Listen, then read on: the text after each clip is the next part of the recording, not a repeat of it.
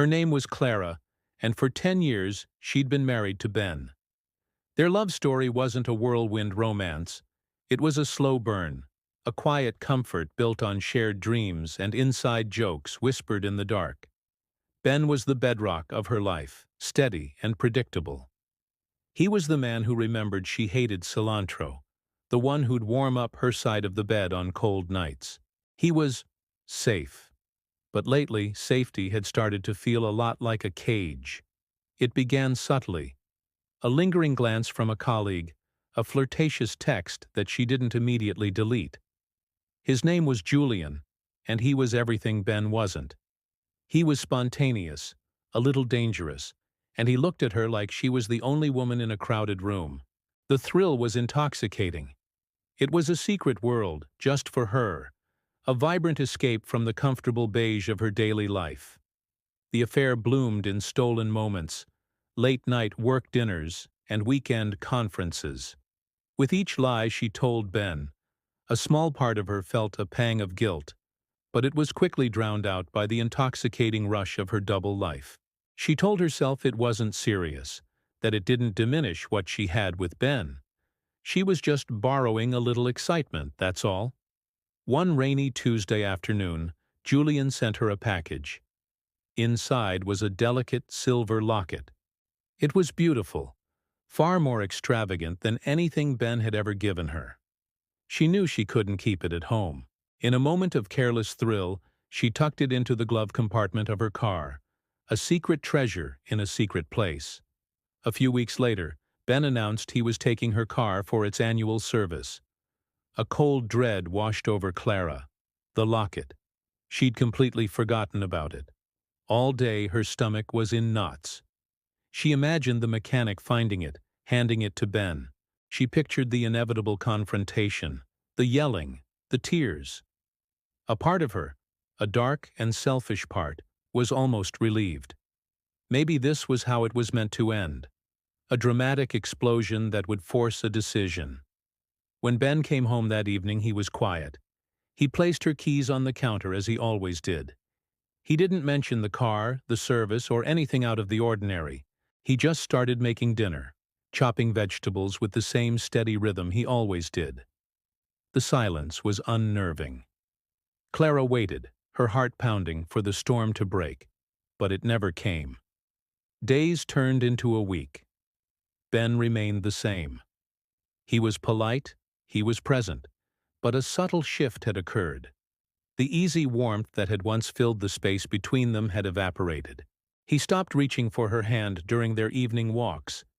He no longer shared funny stories from his day. His goodnight kisses were brief, a ghost of a touch on her cheek. It was as if a pane of glass had been silently erected between them. He was there, but she couldn't reach him. This was worse than any fight she could have imagined. The silence was a constant accusation. Clara started to unravel. She found herself trying to provoke a reaction, leaving her phone face up on the counter, hoping he'd see a message from Julian.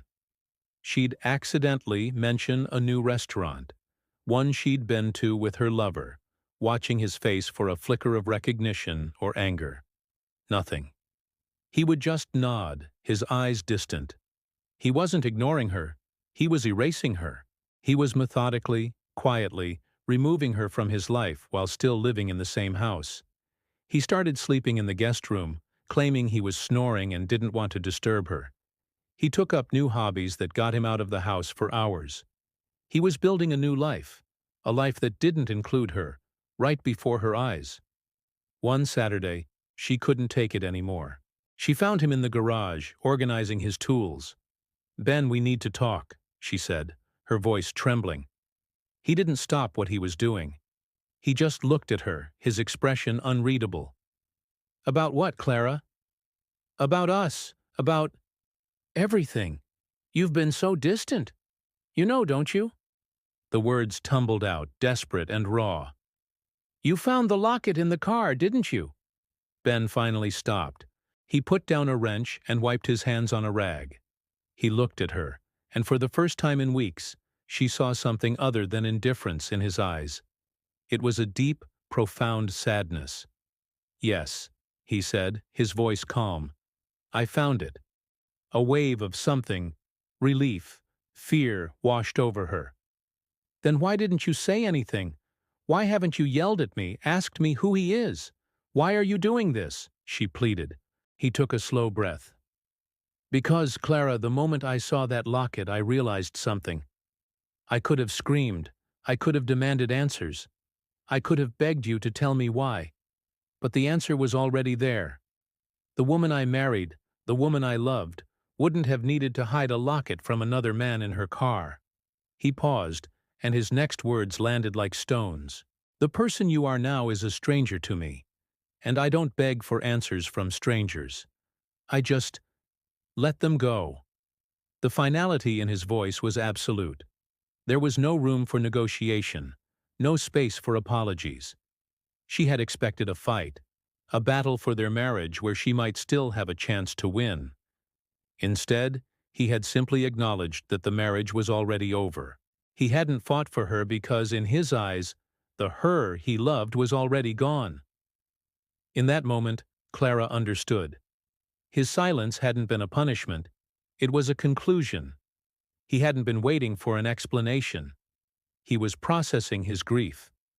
She had been so caught up in the drama of her affair, she failed to see the quiet dignity of his heartbreak. She had thought a loud confrontation would be the end. She was wrong. The real goodbye wasn't a scream. It was the devastating, deafening silence of a good man quietly closing a door, not with a slam, but with a soft, final click. And she was left standing on the other side, completely and utterly alone. Thank you so much for watching. Stories like these are complicated, and they remind us that sometimes the quietest actions have the loudest impact. If you found this story compelling, please consider liking this video and subscribing to the channel for more content. We'll see you in the next one.